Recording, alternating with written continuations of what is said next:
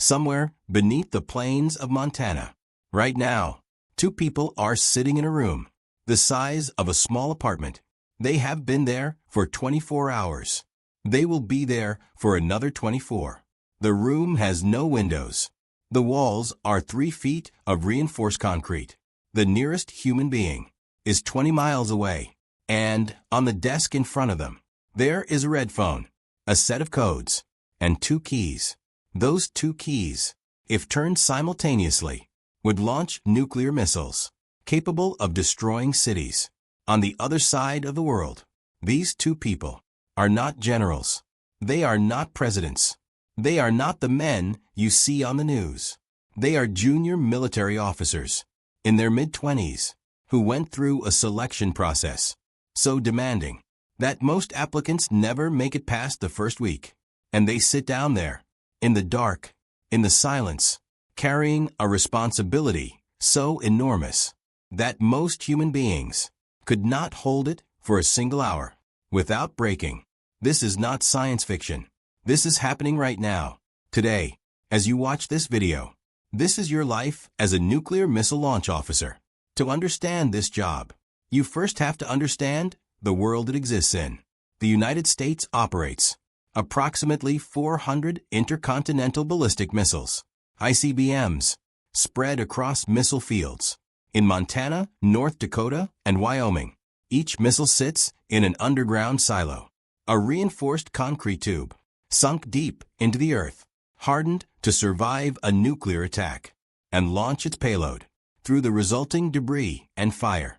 Each missile carries warheads with destructive power that dwarfs anything used in any conventional war. And beneath each cluster of missile silos, buried deeper than the missiles themselves, is a launch control center. This is where the launch officers live. The Launch Control Center, called an LCC, is a capsule, a steel cylinder suspended on giant shock absorbers, designed to keep the occupants functional, even if a nuclear weapon detonates nearby. Inside the capsule, 2 launch officer seats facing a wall of instruments, a communications panel, emergency equipment, basic sleeping facilities, and the launch console, with its authentication equipment, its enable switches, and its 2 launch keys. The capsule is accessed by an elevator that descends 60 feet underground. Once that elevator door closes, you are cut off. Not metaphorically, physically. The capsule is sealed. The concrete above you is feet thick, and the world up there, the sky, the sunlight, the people, is gone. What remains is the job, and the job is this: to sit at that console, alert, ready, prepared, for an order that everyone hopes will never come. Nuclear deterrence only works if the enemy believes you will actually launch, and they will only believe you will launch if the people at those consoles are genuinely prepared to do it. This is the paradox at the heart of this life. You must be ready to do the unthinkable, so that the unthinkable never happens. Who becomes a nuclear missile launch officer? The profile is specific, and it is not what most people expect. You might imagine this job attracting aggressive, high-testosterone warriors, people who relish power and authority. The opposite is true. The Air Force looks for officers who are calm, methodical, rule-following to an almost unusual degree, people who do not improvise, people who do not act on instinct, people who follow procedure, even especially when everything around them is falling apart. Because in a nuclear launch scenario, procedure is everything. One unauthorized action, one launch without proper authentication, could start a war that ends civilization. So the selection process specifically filters out risk-takers, thrill-seekers, and anyone with a hero complex. It filters in the quiet ones, the steady ones, the ones who can sit in a steel capsule for 24 hours at a time, not knowing if today is the day, and remain completely, professionally calm. The educational requirement is a college degree, typically in a technical field, mathematics, engineering, science. The work involves complex equipment that must be understood deeply enough to operate correctly under extreme stress. The psychological screening is extensive. The Personnel Reliability Program, known as the PRP, is one of the most thorough mental health evaluations in the military. Not just once, continuously. If a launch officer experiences a significant personal event, a divorce, a financial crisis, a death in the family, they can be temporarily removed from duty while their mental state is evaluated, because the Air Force needs to know at every moment that the people sitting at those consoles are capable of the job they are being asked to do and capable of not doing it without proper authorization. Training for nuclear missile duty is conducted at Vandenberg Space Force Base in California. It is not glamorous. It is not exciting. It is relentlessly, almost obsessively, procedural. You will study the Minuteman III missile system in extraordinary technical detail, how it works, how it launches, how every system inside the Launch Control Center functions, and what to do when it fails. You will memorize checklists, hundreds of them. Checklists for normal operations, checklists for equipment failures, checklists for communications outages, checklists for scenarios that seem almost too horrible to imagine as training exercises. And you will be tested, constantly, evaluated, graded, examined, not just on what you know, but on how you perform. When things go wrong simultaneously, the simulator training is particularly intense.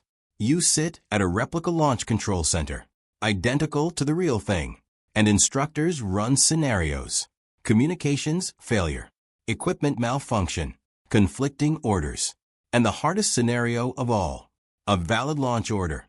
In the simulator, when a valid launch order comes through, you must execute it completely, correctly, without hesitation, because hesitation in a real launch scenario could mean the missiles leave too late to matter. But the training also tests your ability to not launch. Scenarios where orders seem valid, but authentication fails. Scenarios designed to see if you can be tricked into an unauthorized launch. The lesson of every training session is the same. Follow the procedure. Trust the system. Do not deviate. Not because the system is perfect, but because individual judgment in a nuclear launch scenario is the most dangerous thing of all. Training complete. Certification earned. And now, your first alert. Alert duty begins with a drive, often hours long, across empty plains to a launch control facility, a small complex of buildings. Above the underground capsule, you receive a briefing from the crew you are relieving. Equipment status. Communications checks. Any issues? Then you descend. The elevator takes you down. The hatch closes above you. And for the next 24 hours, this is your world. The first thing most new officers notice is the sound, or rather, the absence of it. Underground, sealed inside reinforced concrete. The silence is total.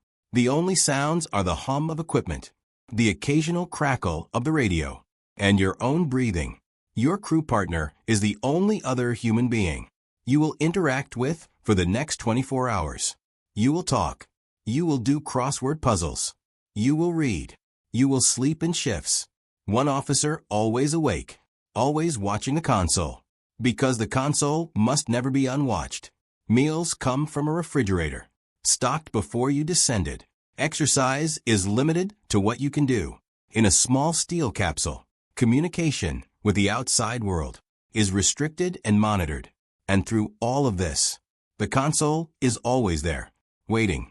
The communications systems run continuously, receiving broadcasts from the outside world that tell you the situation is normal. These broadcasts are called emergency action messages. If the message changes, if the authentication codes match, if the order is valid, you will know. Former launch officers describe the psychological reality of alert duty in remarkably consistent terms. The first few alerts are terrifying, not because anything happens, but because of what might happen. Every crackle on the radio, every unexpected tone from the equipment, your heart rate spikes. Your hand moves toward the authentication materials. And then, nothing. Normal message. Normal situation. Stand down. After years of alerts, the terror fades. Not because the stakes get smaller, but because the human mind cannot sustain that level of alertness indefinitely. It normalizes. And that normalization, that ability to sit at a nuclear launch console for years without becoming either paralyzed by fear or desensitized to the point of carelessness, that is the psychological achievement. At the heart of this job, at the center of everything, is the two-man rule. No single person, no matter their rank, no matter their authority, no matter what they claim, can launch a nuclear missile alone. Two people, two keys, turned simultaneously, on consoles too far apart, for one person to reach both. This is not an accident of design.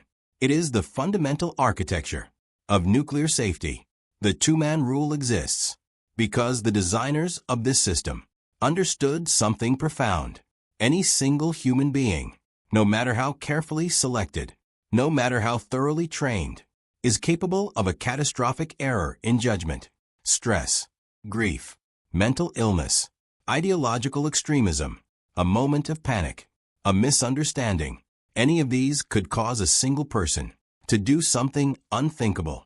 Two people who must agree provides a check that no individual weakness can overcome.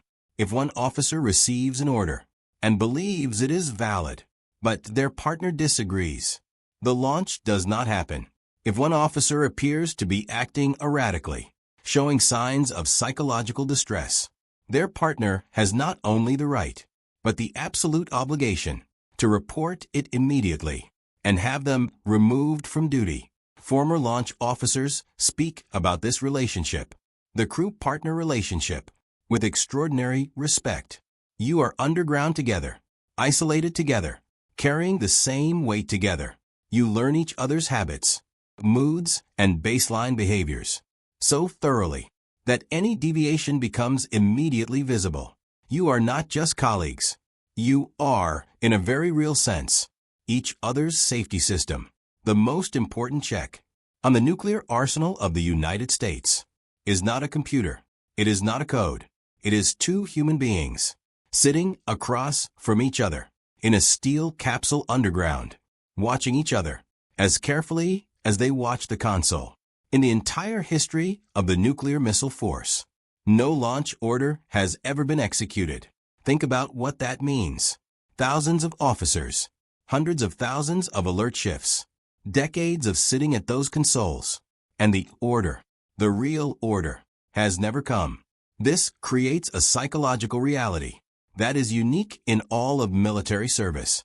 Every other combat role has a defined mission, with a defined completion. The infantryman goes to war and comes home. The pilot flies the mission and lands. The SEAL completes the operation and extracts. The launch officer sits at the console and hopes, with every fiber of their being, that their mission is never completed. Success in this job looks like nothing happening. Success is 24 hours underground, with nothing to report. Success is a career of thousands of alert hours, with zero launches. This is psychologically disorienting in ways that are difficult to fully articulate. You train for something. You prepare for something. You dedicate years of your life to being ready for something. And the measure of your success is that you never have to do it. Former launch officers described finishing their careers with a particular kind of satisfaction that is hard to explain to civilians. The satisfaction of a job that protected the world precisely by never being used. The satisfaction of deterrence working silently, invisibly, completely, because they were down there, ready. Nobody talks about what this job does to a person over time. The alert cycle never stops. 24 hours on, 72 hours off, back down, month after month, year after year. Your body adapts to underground time. Your sleep patterns shift. Your relationship with sunlight changes. Officers describe a particular feeling when they surface after an alert, blinking in daylight, that somehow feels too bright, too open, too uncontrolled. The underground capsule, for all its confinement, has a kind of order and certainty that the world above does not. Relationships suffer. The isolation of alert duty, the inability to explain to a partner what you actually do, creates a distance that many marriages do not survive. You cannot tell your spouse the full details of your work. You cannot share the weight of what you carry. You come home from 24 hours underground, carrying something that has no name and cannot be discussed. And then you are expected to be present, to be normal, to help with dinner, and ask about the kids' day, and watch television. The men and women who do this successfully, who maintain families and relationships through careers in nuclear alert, do so through a combination of extraordinary personal discipline and partners of unusual understanding. The ones who struggle often struggle in silence because the culture of the nuclear force does not easily accommodate the admission of psychological difficulty. The nuclear missile force has existed since the 1960s. In that time, it has never launched a missile in anger. It has never been the cause of a nuclear war. It has done exactly what it was designed to do: prevent one. The officers who have served in those underground capsules across those decades, they are among the most anonymous military professionals in the world. No combat decorations, no valor awards, no headlines, just years of alert duty, years of sitting in the dark, years of being ready for something that never came. And the world they helped protect, the billions of people who lived their lives above those missile fields. Most of them never knew these officers existed. Most of them still don't. The launch officers don't seek recognition. The culture of the nuclear force is fundamentally opposed to individual prominence. They served. They were ready. The order never came. And somewhere in Montana, right now, 2 more officers are descending in an elevator toward a steel capsule underground. They will sit at that console for the next 24 hours, ready, hoping they never have to use what they know, protecting a world that will never know their names. Most people go through their entire lives never knowing that this world exists, never knowing that beneath the quiet plains of Middle America, right now, tonight as you sleep, there are young men and women sitting underground with the weight of civilization in their hands. They did not choose this job for glory. There is no glory here. They chose it because someone has to, because deterrence requires presence, because the world is safer, because they are down there, and it will remain safer as long as they stay ready for an order they spend their entire careers hoping never comes. If this showed you a world you never knew existed, subscribe, because next week we go inside another world most people never see. Drop a comment. Could you sit at that console for 24 hours? See you in the next one.